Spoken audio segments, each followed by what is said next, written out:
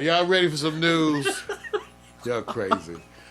Because he was happening here at Pax Stereo. Y'all ready for some news? I guess so, man. Ladies and gentlemen, I guess we already did some news. Good news.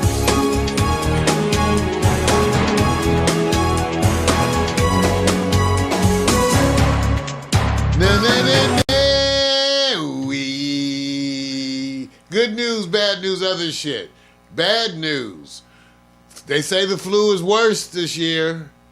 They say the flu is worse, sending more people into the hospital. I remind people, even in previous years, the flu was killing somewhere around 35,000 people a year. Mm-hmm. That's why they have a whole flu program, people.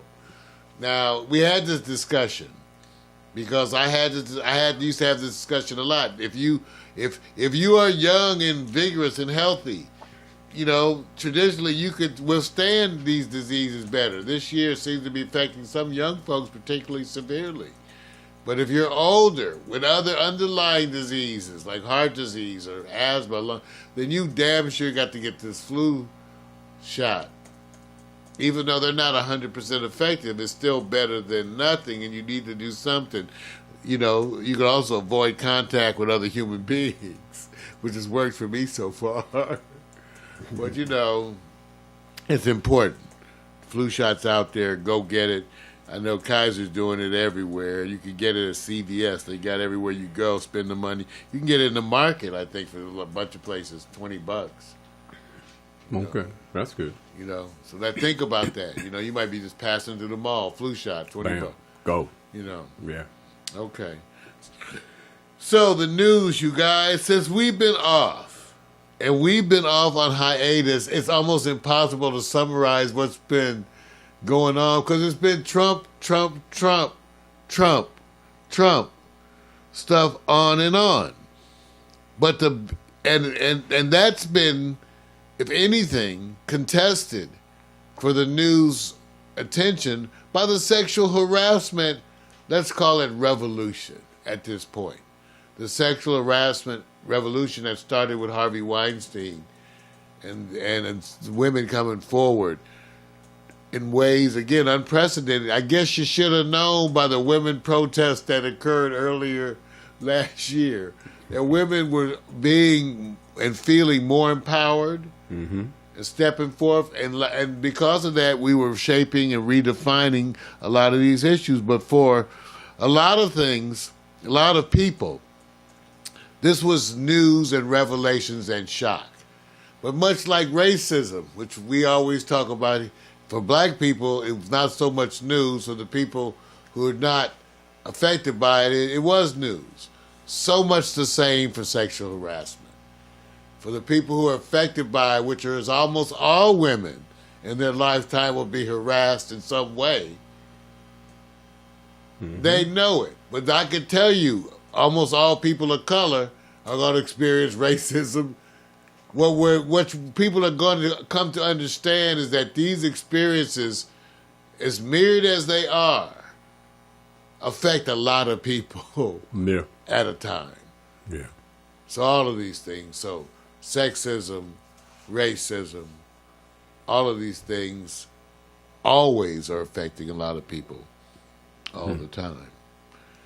As part of this movement, because to me, in the course of reacting to events, there's a pendulum. And the pendulum swings to the far corners. And ultimately, though, the pendulum slows down and ends up in the middle. So you tend to have a bigger response, what some people might say an over-response. Right now, that's part of the sexual harassment thing. Some people are worried about it going too far. Right. That's just like civil rights, right? People were always worried about it going too far. And that's one of the things they're doing now. But the pendulum has to swing.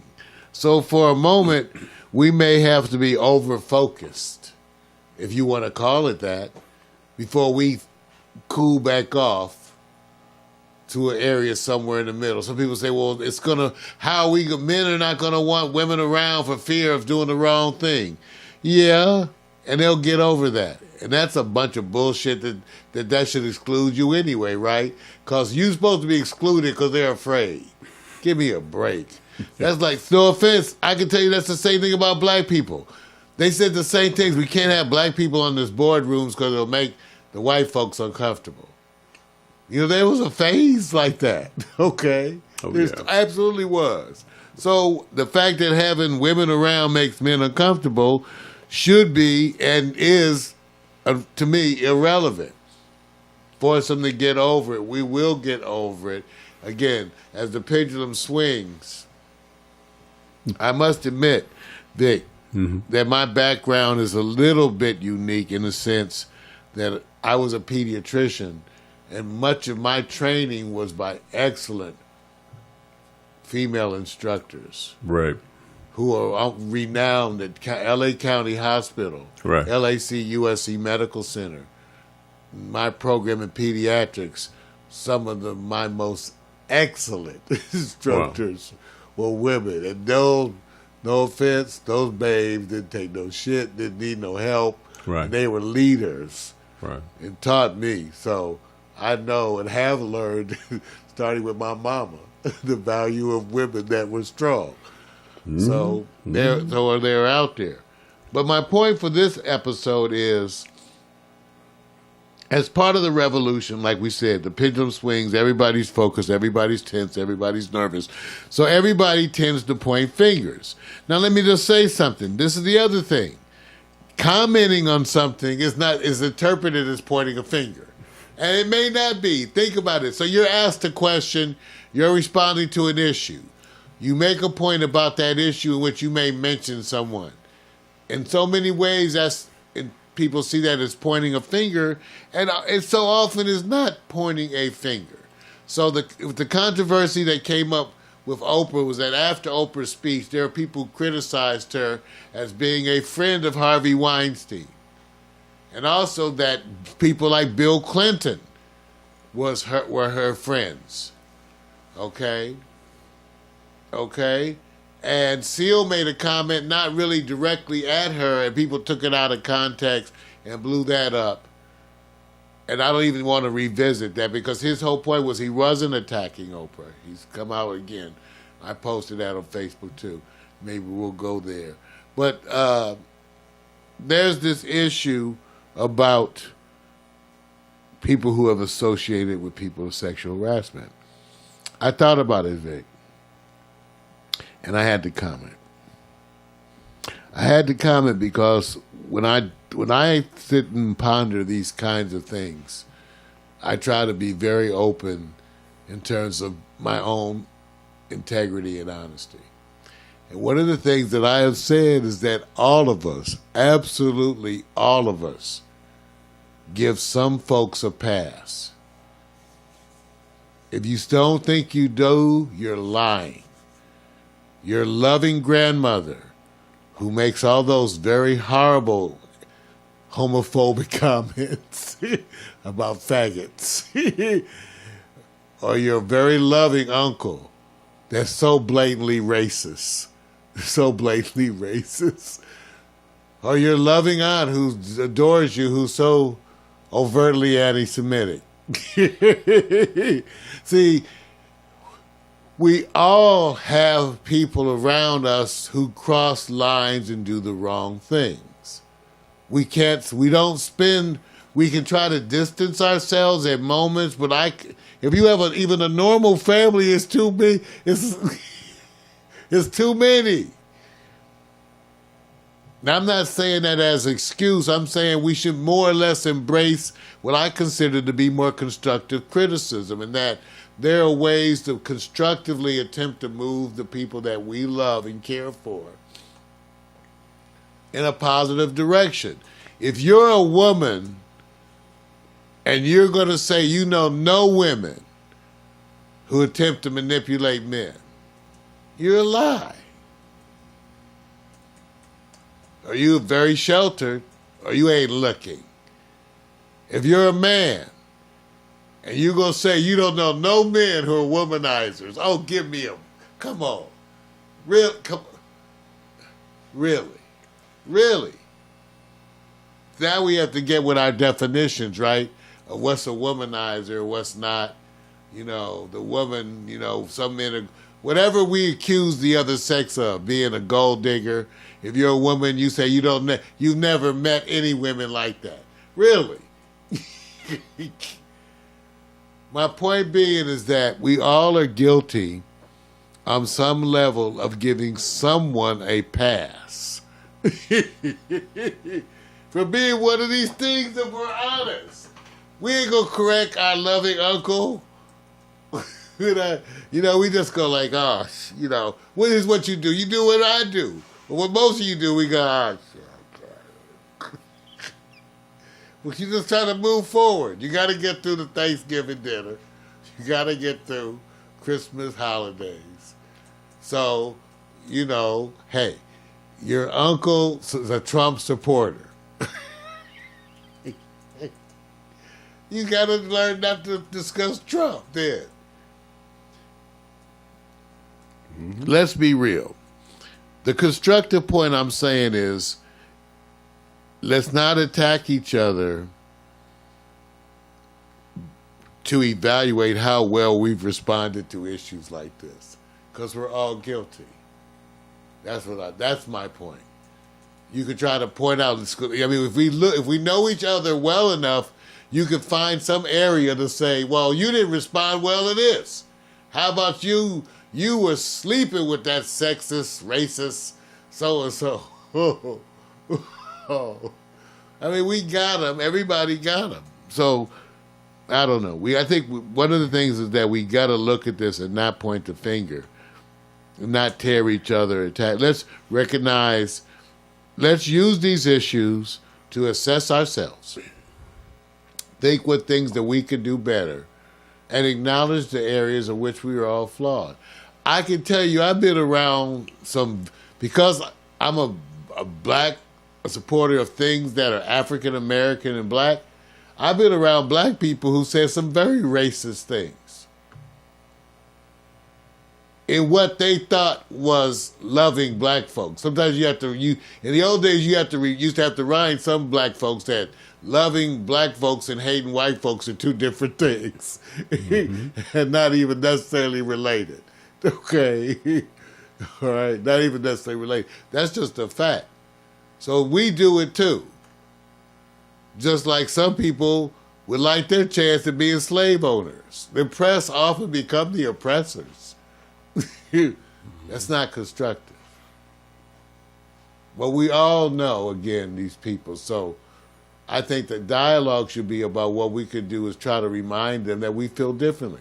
And the other thing I would say, try to mix up your associates. Because, you know, one of the things that forces you, in my experience, to check your racism and your biases, have some friends.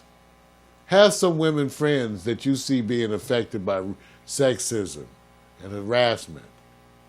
That'll make you act different. If you black, have a white friend. And see what they go through in their world and talk about the difference. If you white, have a black friend. All of a sudden, see, when you love somebody who's of a different group, you can't talk about them the same. Go on and love you a Jew or a Muslim. Now how do you feel about the political topics? You have to tread more lightly. Mm-hmm. See, and I think that that's all right for you to have to wrestle with that. Mm-hmm. And that's what moves this world forward. As we start to know more people, we know Armenians, you know. So as we learn about different struggles, we go, oh, we didn't know your history. We know. So we use that to move forward. All right. Point 2 of the news today, Fire and Fury, the book that's out by Wolf, chronically the insiders. You're wondering, once again, another just notorious item that documents the incompetence that permeates the White House. The fact that they would even let this get done. What did they think he was going to do? When you go look at his history, Vic, You go, what did you think he was going to write? Utter incompetence. Right. So now they document the White House, and what's amazing is that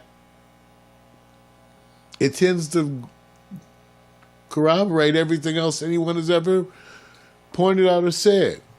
The biggest thing about the Fire and Fury is that it's basically just documenting what we've all been privy to way too much. Way too much. Now, I can tell you that one of my good friends, and I was supposed to get to it, but of course, so we'll probably get to that next week. One of my good friends reminded me that in our 520, one of my good friends got the Fire and Fury audiobook.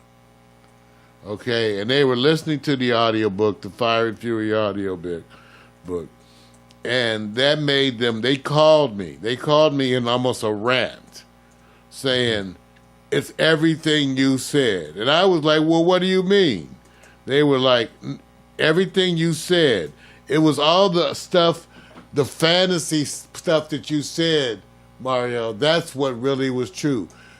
When you made, I forgot the term that he used, but he said, when you made those predictions back in 522, I said, he said, I thought it was cartoonish almost. So improbable, so unlikely. And the fact that you described the scenario and the reasons why you described it were based on the president's patterns of behavior. He said, when I was listening to Fire and Fury, they were documenting everything that you laid out. He said it gave me chills. They were documenting everything you said, the exact reason, the way he acted, everything you said.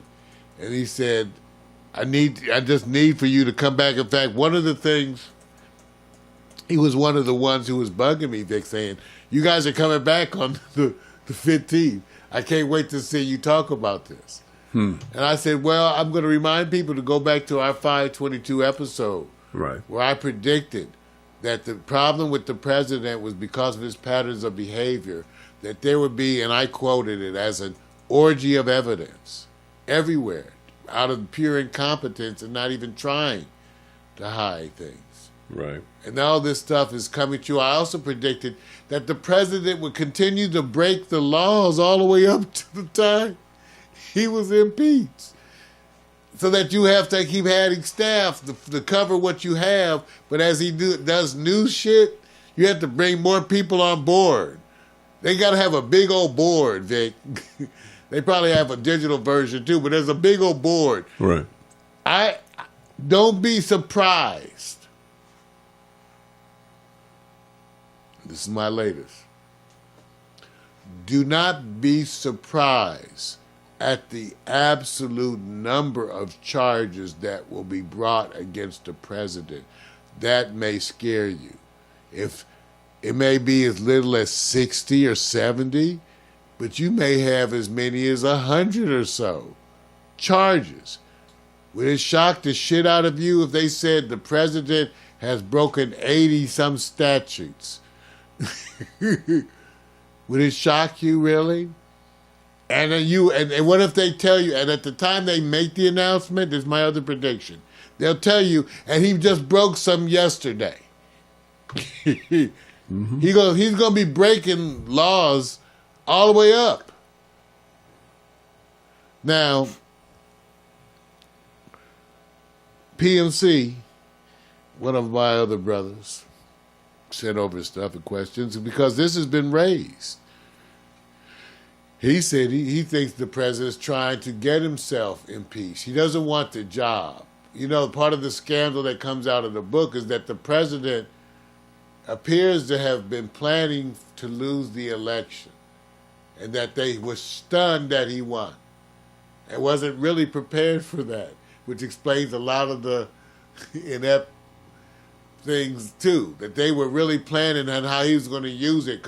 And he was telling people how losing it was going to help him. He was going to raise his whole campaign of how it was rigged and roll, Breitbart. Everybody's going to roll with that. So when he won, it threw all of that off. All their plans were saying, how about the conspiracy? And all that they were scuttled because he won. The president won. Yeah. Yeah. Fire and Fury, and I suggest people get the book. An interesting expose into the goings on. Remember, I added to my predictions today that the president would continue again to break laws and that he would have an unprecedented number of charges. I would not be shocked with crazy numbers.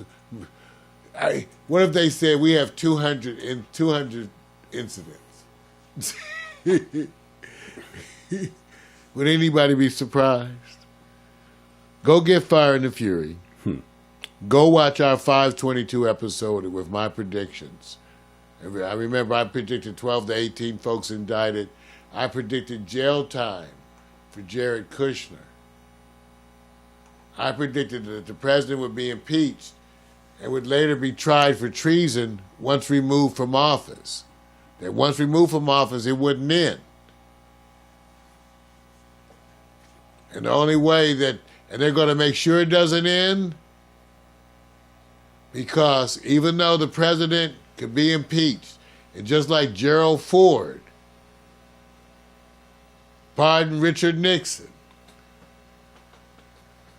the president, Paul Ryan, because they're going to remove Pence, he can try to pardon the president, but they're going to make sure that their charges abound at the state level all over the country. That's one of the things they learned from before, and Mueller's done.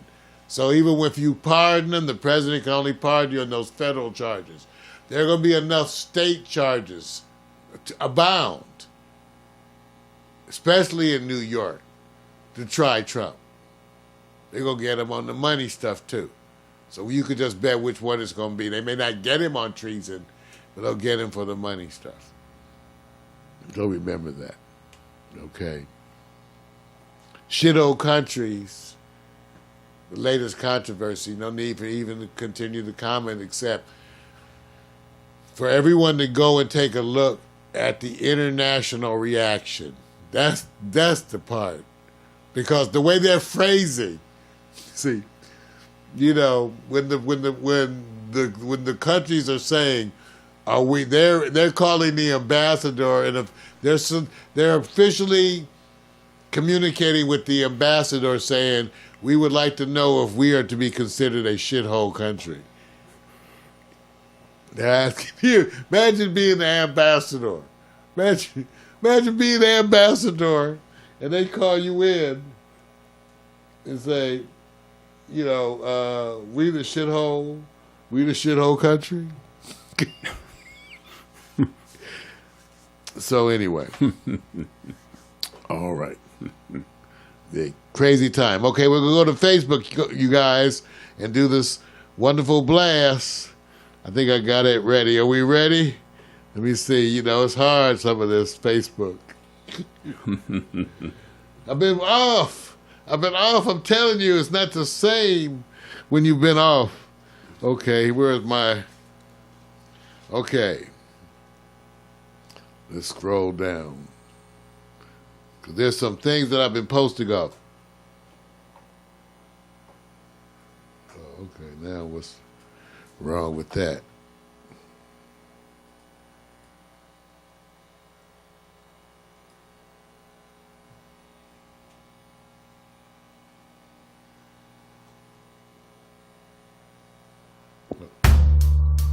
Ladies and gentlemen, fascinating Facebook posts that I did just recently.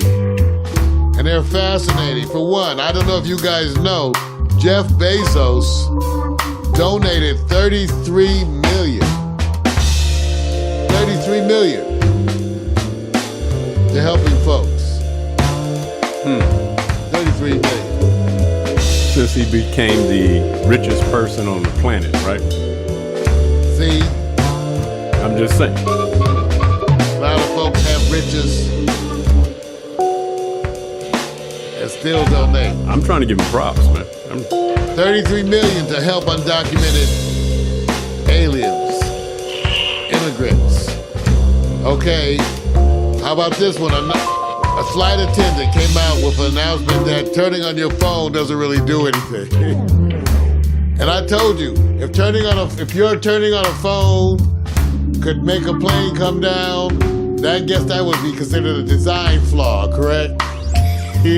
I would blame the phone designers. Okay?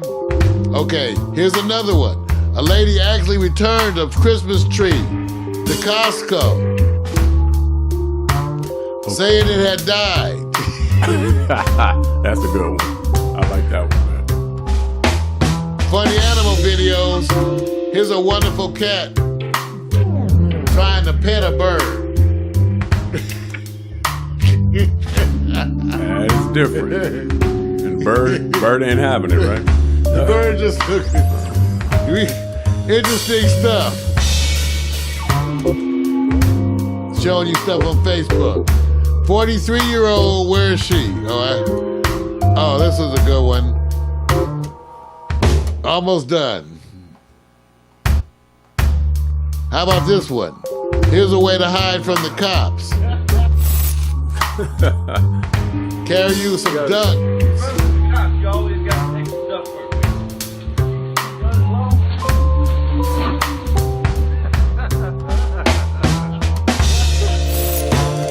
Different. I'm telling you, I'm teaching you at the same time. Little kids, love the little kid videos, running the obstacle course. I like that, man. His little man is not acting right. You can't make Facebook act right.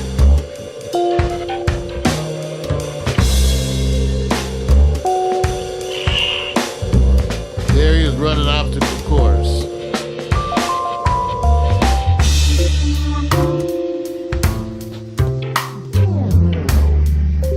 Little kids, you gotta love them. Gotta love it. All on my Facebook page. Go check out my postings. Pata, cat alarm. Eric Clapton apologized for his racist rant in the past. I put it up there, 1976. I say forgive. All you gotta do is ask me. I say we forgive. Seal and Oprah, comment and go see it. And then my favorite.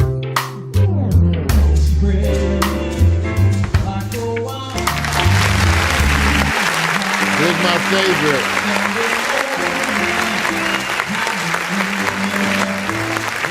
Here's my favorite.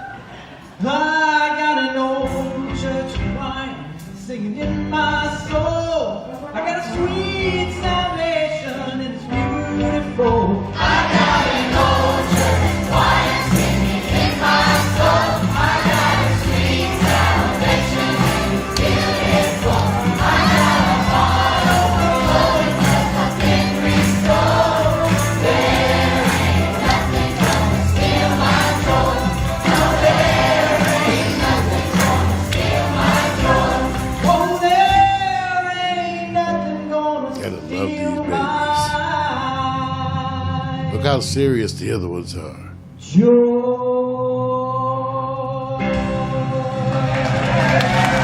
Yeah! Gotta give it up. Gotta give it up. In fact, not just give it up.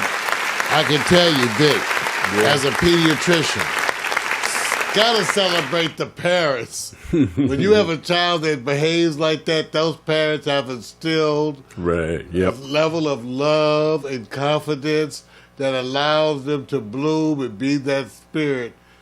So I had to show you all that. That was part of our feel-good moment of the day. All right. That's the news, you guys. Good news, bad news, and other shit. Back winter 2018.